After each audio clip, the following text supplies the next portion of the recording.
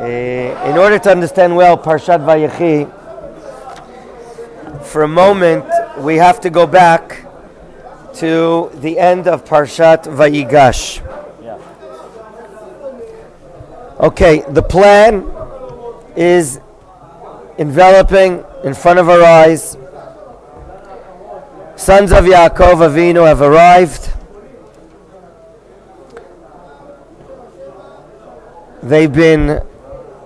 They brought their father down with all the gifts and all the tuah, all whatever was involved.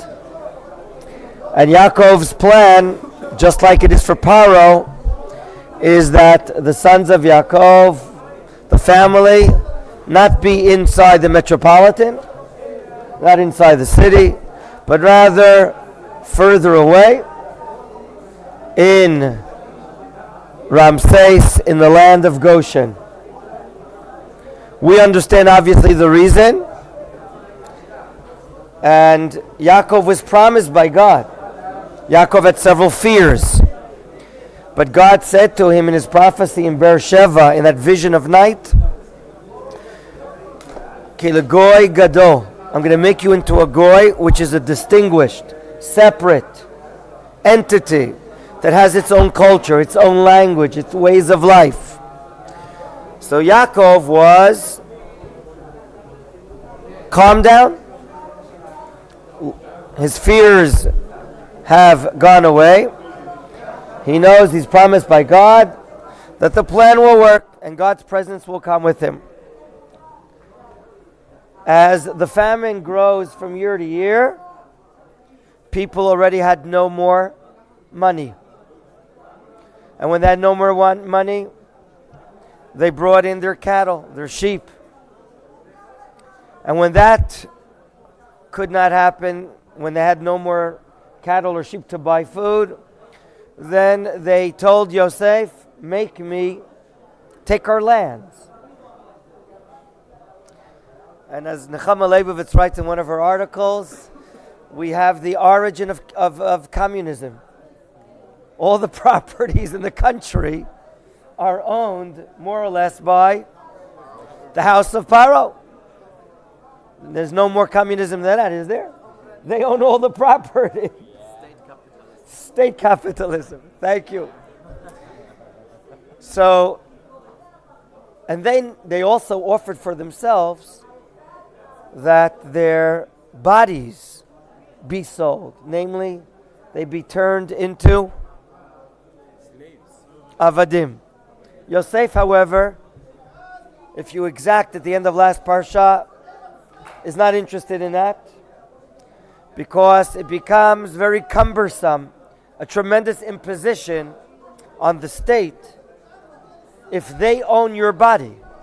Because if they own you as a slave, that means they're responsible to do what? To feed you, to support you. That Yosef is not interested. Furthermore, he doesn't want to take away the freedom of choice of people. He wants them to have the ability to socialize, to economize, to do whatever there's to do to live normal lives.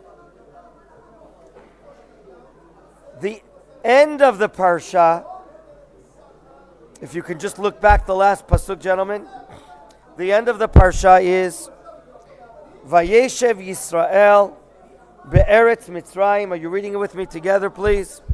Be'eretz Goshen. Vayachazu ba'va vayifru vayirbu me'od. Okay? The verbs and the words, of course, are always precise. The fact that the Tanakh says Vayechi Yisrael, it could have said, and Vayagor. He was like a ger, like a stranger, a foreigner. But it says Vayechi. That's one point we're going to mention in a moment.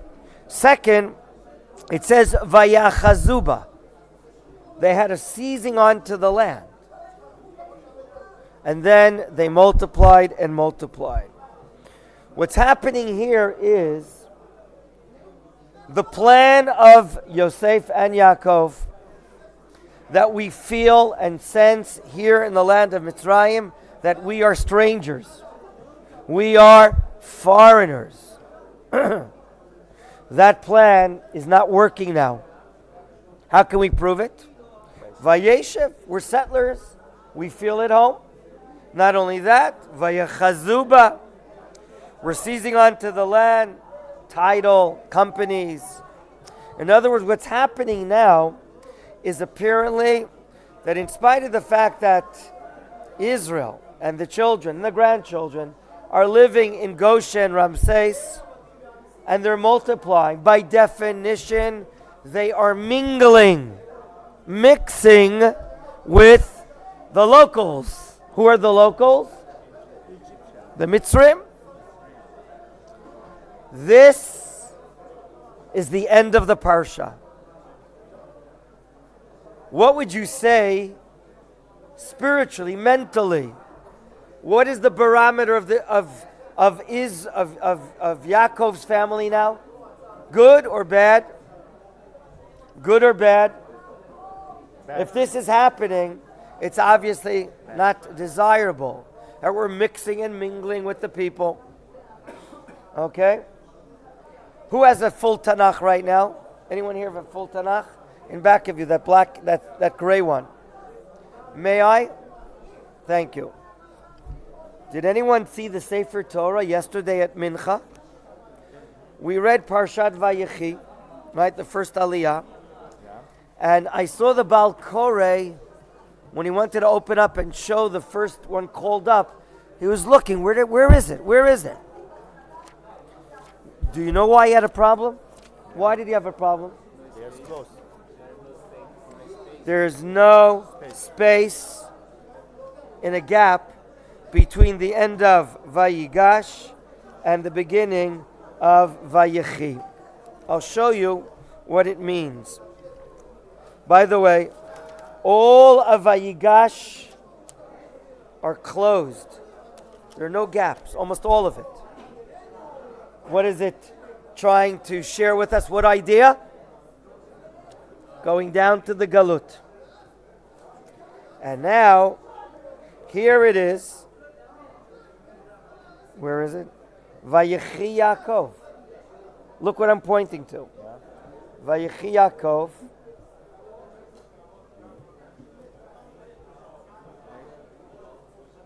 Only one letter. Now, 1 second.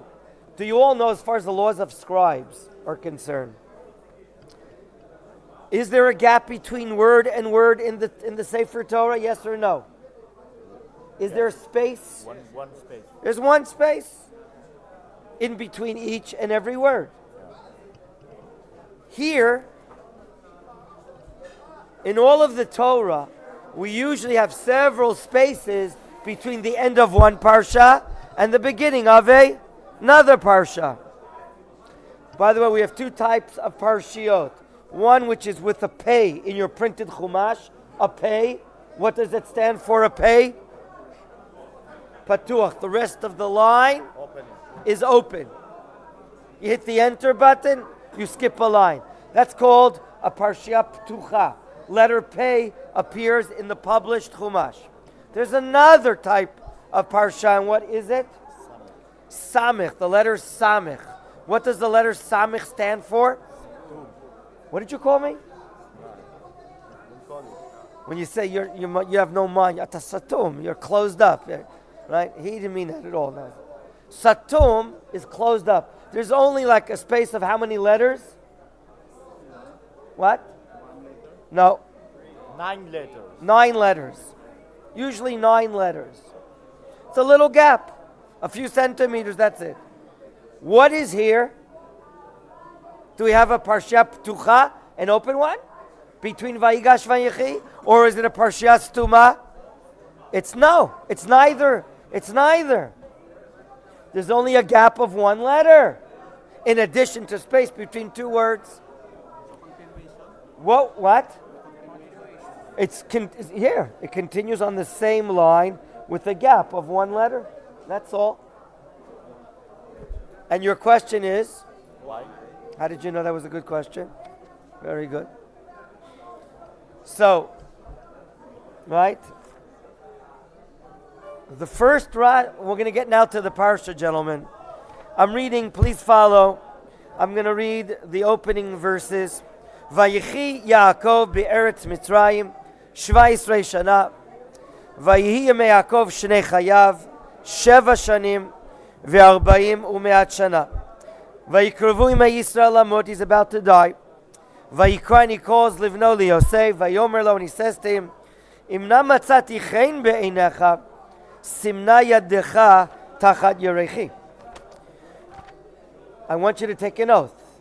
Grab onto the area of the circumcision, a mitzvah, and take an oath. Vasita imadi, you shall do with me chesed ve'emet. Hey, let him see. Chesed ve'emet. Kindness and truth. What does that mean? Al na tikbereni b'Mitzrayim, but don't bury me in Mitzrayim. What do I want instead? Pasuk Lamed, verse 30. V'shachavti im avotai. I want to lie with my ancestors. Where is that? Unisatani mi Mitzrayim. I want you to carry me from Mitzrayim. Ukvartani b'kvuratam. Vayomar. What is the response of Yosef? Anochi e'eseh chidvarech. I'll do what your words say. Vayomer hishavali. So the father asks the son, swear to me. Vayishavalo. Vayishtachu Yisrael arosh hamita. Before we get into the content, I want to see the continuity. Vayigash, vayechi. No space. Everything is so closed up. And Rashi, everyone see Rashi on the bottom. Rashi relates to this. The first Rashi of the Parsha, do you see it? Vayechi Yaakov. Rashi says, Lama Parsha Zu Stuma. No, it's not a Parsha Stuma, like we know, a break of 9 letters, but rather it's totally Satum, closed, concealed. Why? Remember, not only do we learn from the words of the Torah, but we learn also the way the words are written and the gaps that exist. That's the beauty and the divinity of the Torah. So Rashi asked the obvious question, why is there no space like you usually have between the end of one parsha and the beginning of the other parsha? Rashi answers, Lefi sin shekevan sheniftar Yaakov Avinu nistemu einehem v'libam shel Yisrael mitzarat hashibut shetchilu l'shabdam. Yaakov Avinu passes away, doesn't he? And therefore our parsha is called? What? Is that what's written in your Chumash? Yeah. I thought it should have said Vayamot, and he died. Right? But we know that even when the righteous are no longer alive, their spirit, their neshama, is still alive. And we learn from all their sayings and utterances and actions that they did in their lives. And therefore, someone who's righteous, even when he passes away, he's considered alive and living. And therefore the name of our parsha is Vayechi Yaakov. So why are the two parshiot Vayigash, Vayechi, why is it closed up? Rashi says once Yaakov the father dies, then our eyes, our hearts, our hope is being cut off, because what will be happening? Servitude. That's one reason why the matter is so dark, without a space. Avdut, shiabud, servants will be beginning soon, or if not already. Davar acher, one more meaning. Shebikesh legalot et haketz lebanav v'nistam mimenu. Yaakov Avinu, prior to his death, wanted to tell his children what will happen at the end of days. But God did not allow it. God did not allow it. So, things that are happening to the Jewish people here. We don't yet have a Jewish people. We're talking about the children and the grandchildren, and maybe already great-grandchildren. it's as if everything is closed up. Our eyes, our hope, our wisdom, our future. And that's written in the words Vayechi Yaakov. So now we understand what's happening. Now let's go to the content. How many years did Yosef, have the privilege of his father living in Mitzrayim? Why is that important to mention? Very nice. Michal says, Yosef lived 17 years with his father until what happened? His brothers sold him. So the Radak, Rabbeinu David ben Kimchi, says maybe one of the reasons why the years are mentioned that Yaakov Avinu lived 17 years in Mitzrayim is to show the similarity that these 17 years are parallel to the first 17 years that Yosef lived by his father. And now Yaakov is living 17 years by his son. What kind of years were they? If it says Vayechi Yaakov, it's not just that he lived physically, but these years, gentlemen, were the best, perhaps the best years of his life. Could it be or could it not be? Let's all of us trace the life of Yaakov Avinu. Okay, he's on the ranch. He's born to his father Yitzchak. How is it growing up, Yaakov? How is it growing up? What kind of life does he have? Who's alongside him? Esav, not easy. And then the taking of the blessing, and Esav wants to kill him. And he runs away. Where does he run away to? Lavan. Far, far away. Is that a nice life there by Lavan? No. He's tricked 100 times. by his father-in-law in his first marriage. And his salary statements are tricked 10 times 10, 100 times. You can't rely on him. Tov, after the difficult years of hard labor, yes, during cold winters and hot summers, he's watching over the sheep of his father-in-law. He's bringing a great blessing. And it's not easy raising 11 boys in downtown Haran, in Ur Kasdim, in those areas. And now he runs away. Who comes running after him? Lavan. Another problem. Tov, that matter ends. And he's now en route to the land of Israel, and he wants to know what's going on in which ranch? Esav. And then he's told that Esav is en route to Yaakov with how many people? 400 people. Well, it could be with a lot of nice cheesecake, or it could be with weapons. He's not exactly sure. Yaakov prepares for all the difficulties. In the end, they kiss, they make up, and Yaakov is basically saying, would you please go home? I'll go at my own pace. And okay, he comes into Eretz Yisrael. He settles in the city of Shechem, going across the Jordan.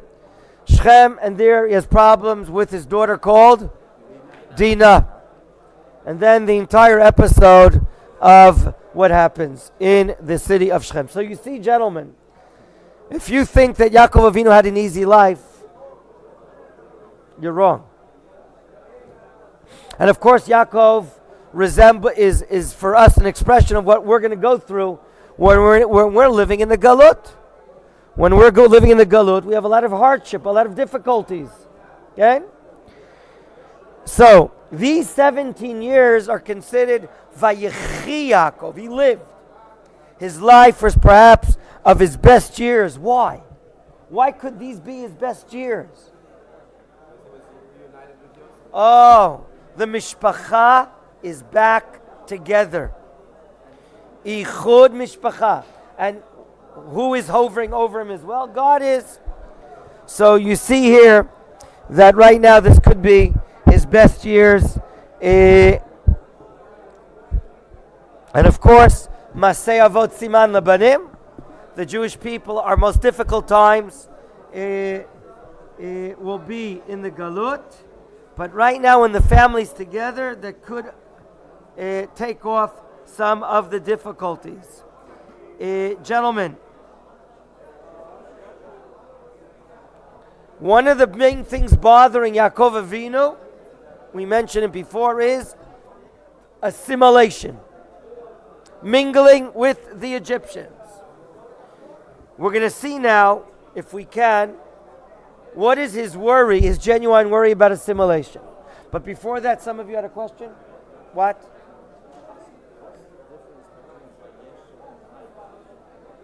Vayeshiv is to dwell and settle and feel at home. Vayigash is to approach someone. Vayigash, lageshet, to approach someone. Okay? Now, any other questions, please? No? Yes, sir.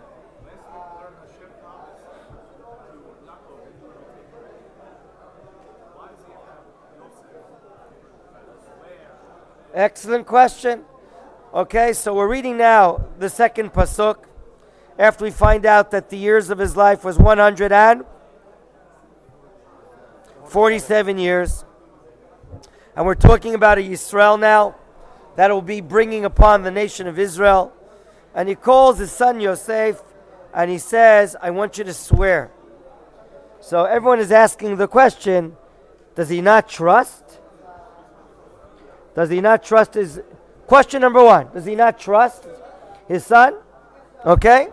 Question number two, what's the matter about being buried in the local Hebrew, Maimonides Hebrew cemetery in downtown Cairo?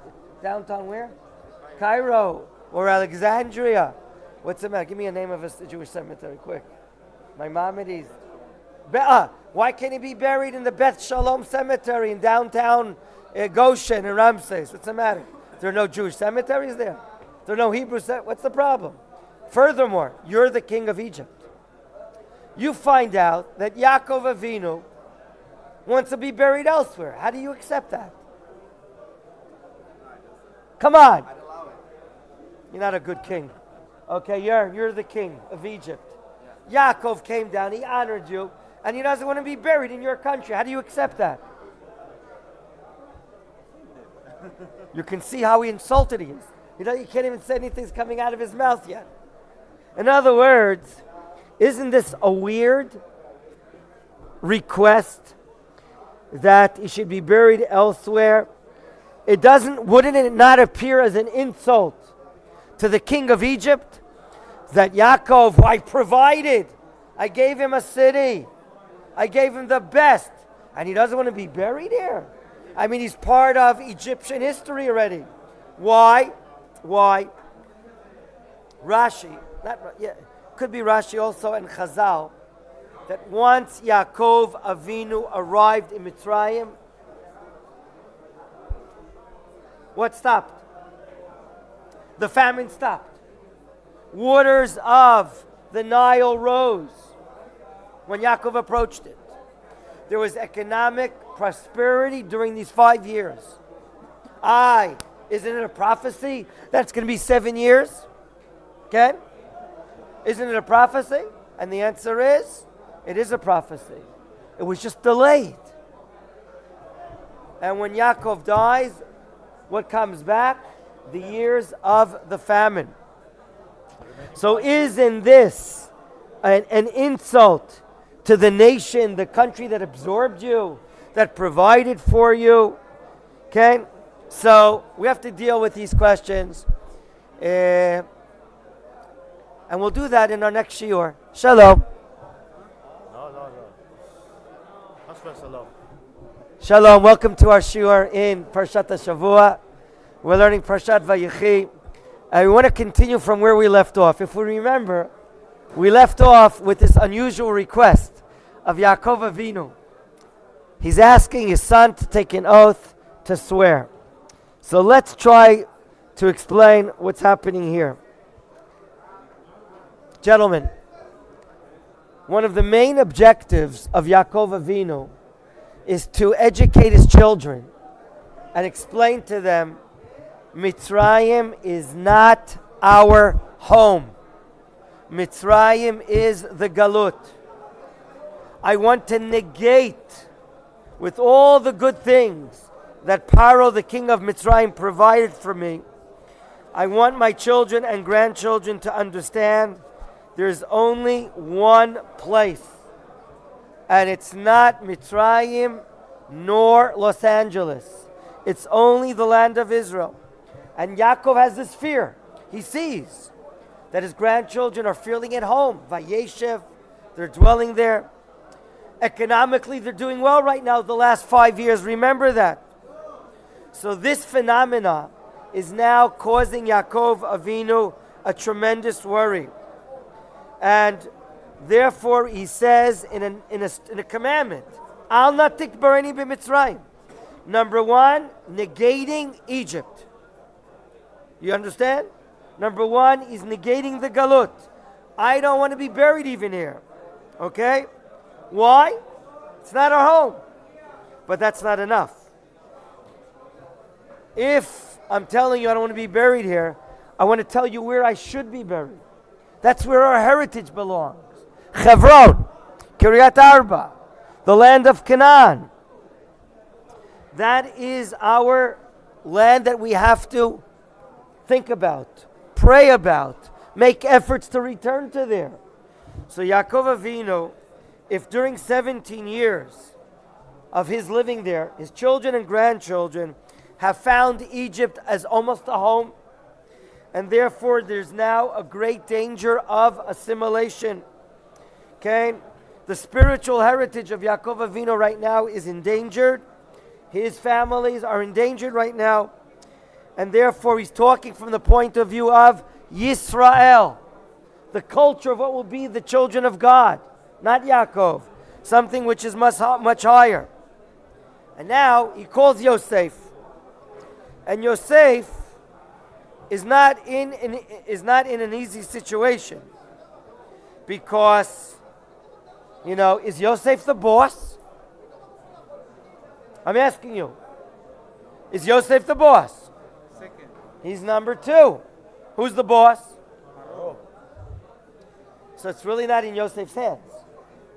So why is he approaching Yosef?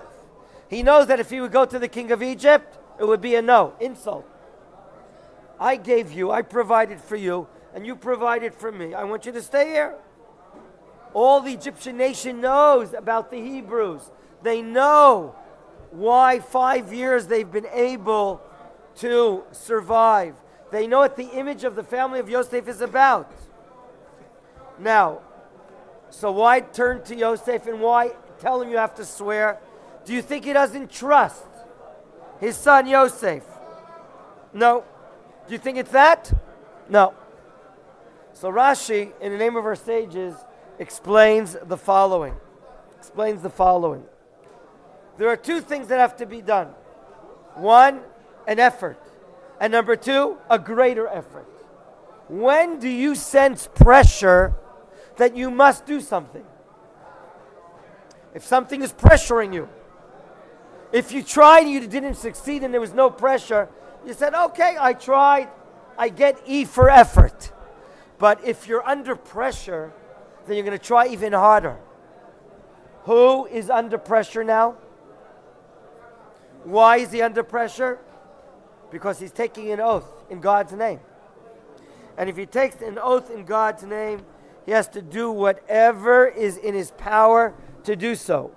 And Yaakov Avinu calls this not only negating the land of Egypt, and not only relating faithfulness to the land of Israel, and he knows that the redemption can only be a redemption to bring us back to the land of Israel.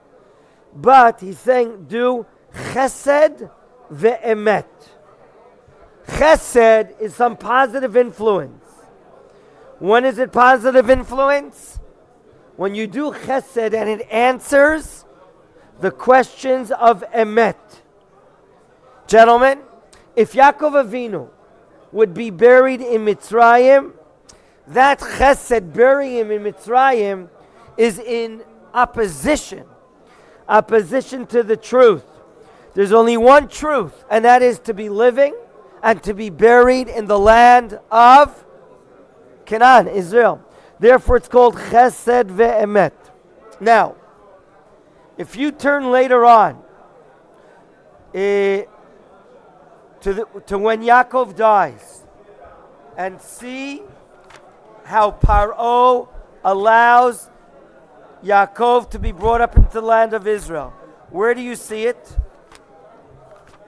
Who can find in the rest of the Parsha where it's done?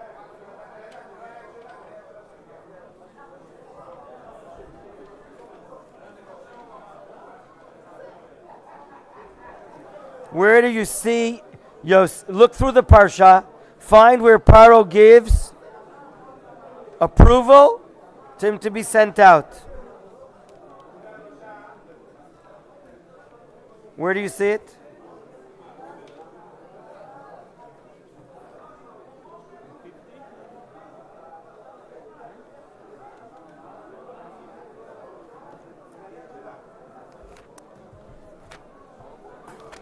Which pasuk?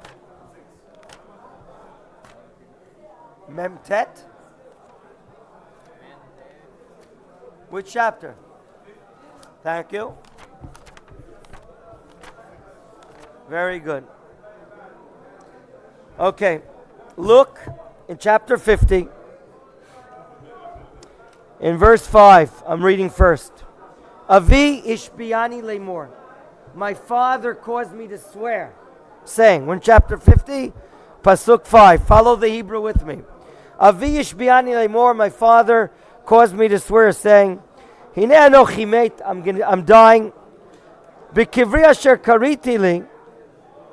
In the grave that I dug for myself. Where? Beretz Canaan. Shama there, tikbareni, bury me.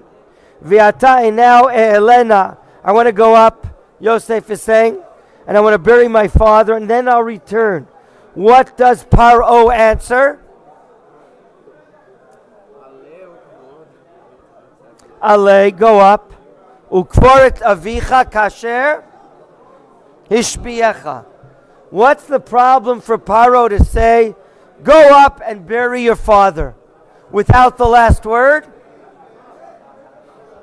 Like I swore to you. What's the problem? Why can't Paro say, okay, go do it? You know what the answer is? Had it not been for the oath in God's name, then he would have said no. He's insulted. He doesn't want Yaakov Avinu not to be buried in his own land. He's already a known a figure. He's a famous star. I want him to be buried in my land. The people will take this as an insult. So what do you want to tell me? That Paro is so moral? Because Yaakov swore Yosef an oath only because of the oath? Gentlemen, look down below in Rashi. And you're going to see now a weakness of Paro. Rashi says in verse 6 down below, do you see it? Kasher ishbiacha. Vim lo bishvil hashvua. Had it not been because of the oath, lo iti minichecha. I would not allow you to bury him. Why? Now, what's the matter? What's the matter? Yosef cannot be told by the king, I don't care about your oath. Don't keep your oath. What is he, such a holy person? Do you understand my question? Why can't Paro force Yosef to break his word? Lie, I don't care. I want Yaakov buried. Why? What's so special? Rashi says, Aval yarei lamor avor lashvua. What is he afraid of? Breaking the oath. Shelo yomar. Because if Yosef's going to be asked to break the oath, then Yosef will say the same thing to Paro. What? Avor lashvua shenishbati lecha shelo agale alashon hakodesh sheni makir odef al shivim lashon v'ata incha makir bo. This is a Gemara in Mesechet Sotah. Gentlemen, when Yosef was brought into office, and it was such a profound matter that Yosef knows so much wisdom and knows so many languages. Do you know that he knew 71 languages? And Paro the king only knew 70 languages. Do you know when Paro found out about that, what he caused Yosef to do? to take an oath. Don't go to Channel 7, Channel 4. Don't go to Channel 2 News and tell the public that you know more than I know. Did Yosef take that oath? He took that oath. What's the problem now? For Paro to say to Yosef, break the oath? Don't bury your father in Mitzrayim? You want me to break my oath? I'll break another oath. I swore to you that I won't go public, that I know more languages than you do. If I'm not going to bury my father in Mitzrayim, I'm going to call a press conference right away. Live television. And I'll tell what? The Egyptian world. This is Yosef Atzadik reporting from the palace of the king Mitzrayim. Do you know that I know 71 languages, Hebrew, and your king only knows 70? What? Maybe you should be the king. So, Yaakov Avinu in his great wisdom knows that something will cause Paro to allow him to be brought up to burial in the land of Canaan. He knows more languages. Let's go back to where we were.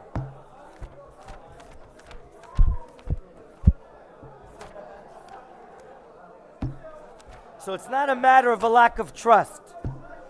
Rather, it has to be done.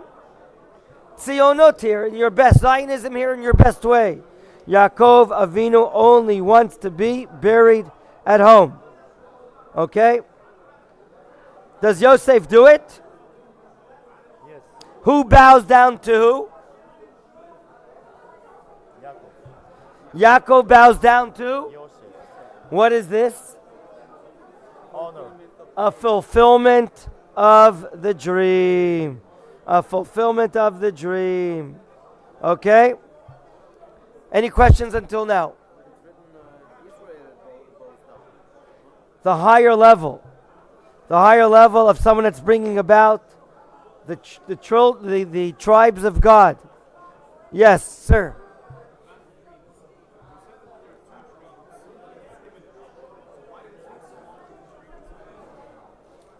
What do you think? That spiritual things can be developed so quick?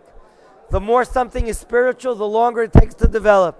Something which belongs to the material world, in nature, it can be completed in a short period of time. But to build a name, a consciousness, a spiritual level, look at Machon Meir, 45 years. And it's growing and growing. To build spiritual things, Shabbat was created on the seventh day.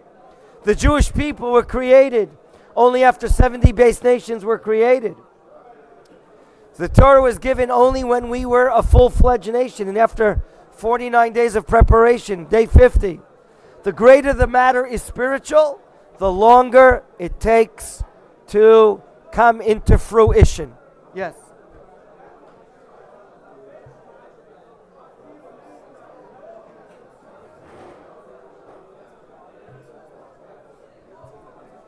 Okay.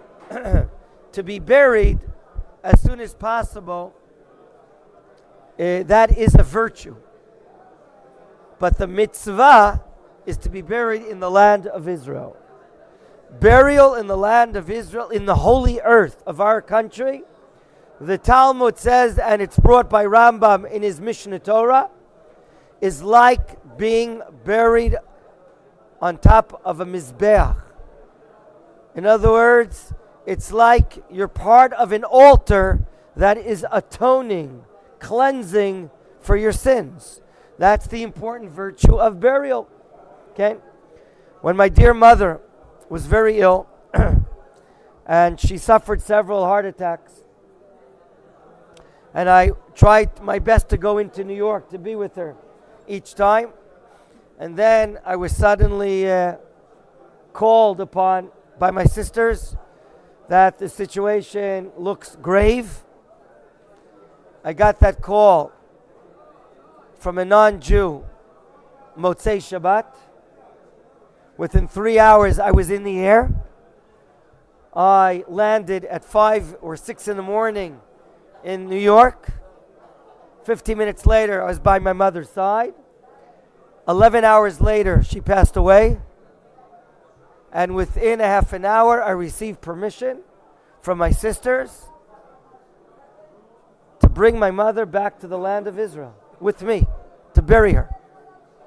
I told my sisters, who don't keep much of the tradition, quite assimilated, I told them about the great virtue, what it means to be buried in the land of Israel, what a high spiritual level it is. It's like a mizbech kapara. I also told them, practically speaking, when the year comes and the yortzeit, the anniversary, the memorial comes, what are you going to be able to do in New York? I'm going to bli neder, bring friends or relatives, and bring a minyan to the cemetery and recite Kaddish and so on and so forth. So they gave me the okay, and then within 14 or 16 hours the next day, my mother, in blessed memory, was brought back to Israel. So it's a great virtue. And of course, I tried my best every year, last 20 years or so, to keep the yortzeit by bringing a minyan. Yaakov Avinu is not worried about a minyan at Marat HaMachpelah, nor about Shabbat Chayei Sarah, for thousands of people coming on Shabbat Chayei Sarah. He wants to prevent assimilation, and he wants to encourage re-establishing the land of Israel as the hope and the place for the sons and grandchildren. And the fact that it's going to be a delayed burial doesn't bother him. No. Do you know that if, in order to bring more people to a burial, the often management of a service will be to delay the burial until the immediate family can come, or allow even more people to make it, because that's the honor of the dead. Okay, let's now begin b'vakasha, Perek Memchet, chapter 48. After seeing the fulfillment of the dream, and Yaakov is about to die,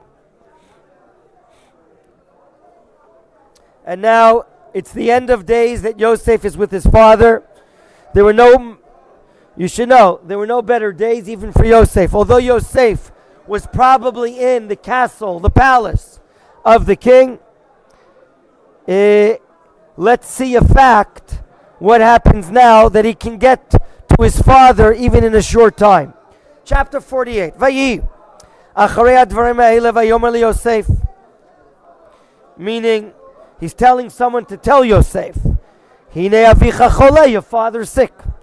Vayikach et shnei banav imo, et Menashe v'et Ephraim. The first time we meet up in the Chumash with the word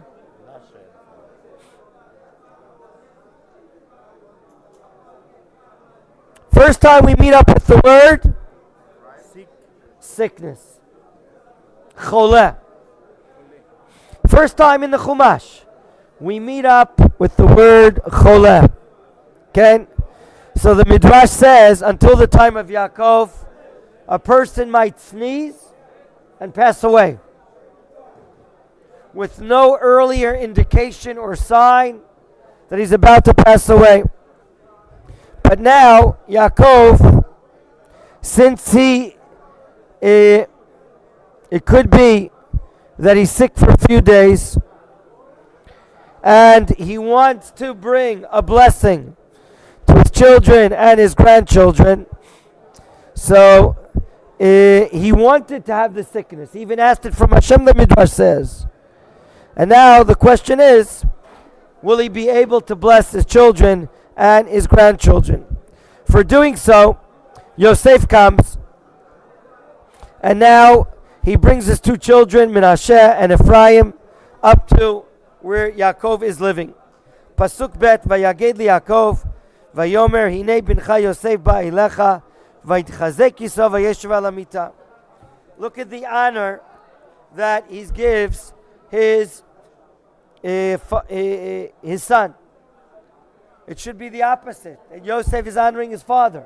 But why is Yaakov honoring his son? What does his son represent? What? The kingdom. Yosef represents the honor of the kingdom. And therefore, when Yosef arrives with his two sons, Yisrael, okay, even though he's my son, he's a king, and I must give honor to the kingdom. And from here, we learn that whenever we meet up with a kingdom or a king, we must sit up or stand up and give honor to it. What does Yaakov say? Verse 3. Vayomer Yaakov Yosef El Shaddai nira ilai beluz be'eretz Canaan vayivarach oti. Yaakov is bringing an episode that happened in a town called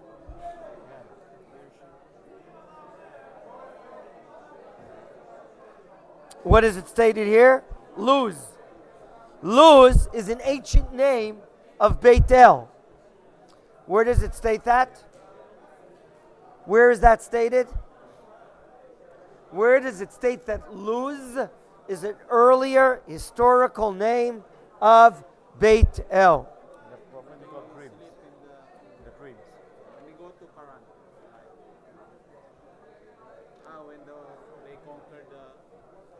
When Avram Avinu arrives for the first time in Beit El, remember earlier he arrives to Shechem, and only later he arrives to Beit El. And we're told, however, Ulam, Luz, Shemair Larishona. The name of the city initially is called Luz.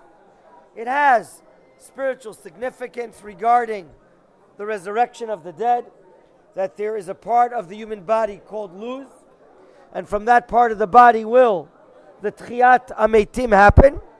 And Beit El is a place that's related to eternity, related to godliness, and of course there Avram Avinu received a blessing.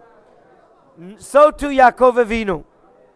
When does Yaakov Avinu go to Luz? Remember, when does he go to Beit El? Which part of his life? Remember, he had the prophetic dream, number one. But when he came back and he settled in Shechem, he also came to Luz. Okay? So, there in Luz, when he came back from Aram, from Shechem, God appeared to him. And what did God promise him? Let's read it. Pasuk 4, Vayomer Elai, God said to me, Henini mafrecha v'rbiticha, I'll multiply you, cause you to grow in number. Unitaticha likal amim, I will appoint you, allow you to become a congregation of nations. What is he talking about? He's talking about Binyamin. Binyamin. Okay? Binyamin will be called an Am, a nation. V'natati et haaretz hazot lizaracha charecha achuzat olam. Gentlemen, here Yaakov mentions the blessing that he got from God. Aleph, number one, about the birth of someone important like Binyamin. And furthermore, in verse 5, Yaakov reveals a prophecy. Shnei vanecha, ve'ata shnei vanecha noladim lecha be'eretz Mitzrayim. Ad bo yelecha Mitzrayima, lihem, Ephraim u'Menashe, Kiruvein v'Shimon Yuli. What's the importance of this prophecy? What's the importance of this prophecy, gentlemen?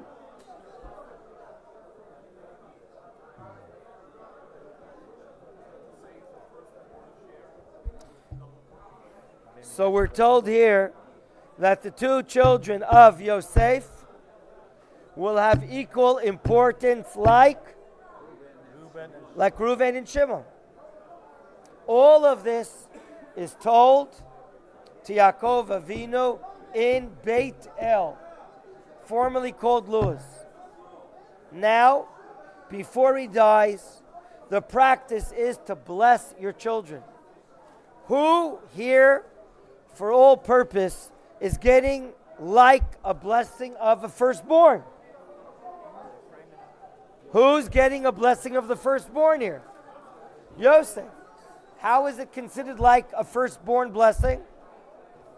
He's getting a double portion. Yosef will be expressed by Menashe and Ephraim. Here really is written Ephraim and Menashe. We'll get to that point in a moment, why there's the exchange or change in name. But do you understand? Right now he's giving Yosef a blessing like a Bechor. You will be special just like the others. Now, who was the firstborn? So why is Ephraim written here first?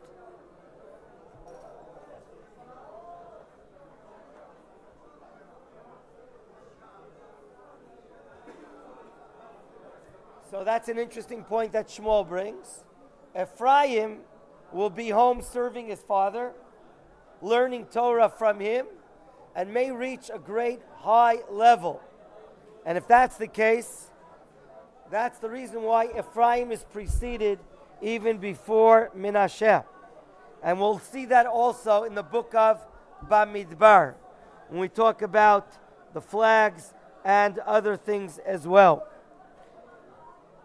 Furthermore, in verse 6, Umoladitecha, asher oladet achreyam lechayiu, al shem achem yikaru benachalatam.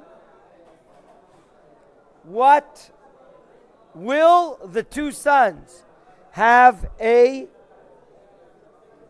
area, a regional area, which will represent their tribal area?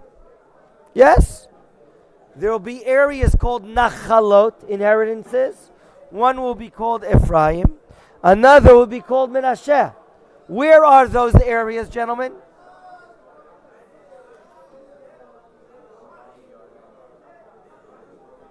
When we travel through Binyamin, going north, we pass Beit El Ofra. We're now starting the area of the Ephraim Mountains. Those Ephraim mountains go further north until a major city, Shechem. From Shechem and north, Jenin, is the area of Menashe. And the areas go all the way down east to the Jordan River and west to the Mediterranean Sea. You understand? From the mountain, it goes down, east and west. So, we're going to have to stop here, B'ezrat Hashem, and continue another time.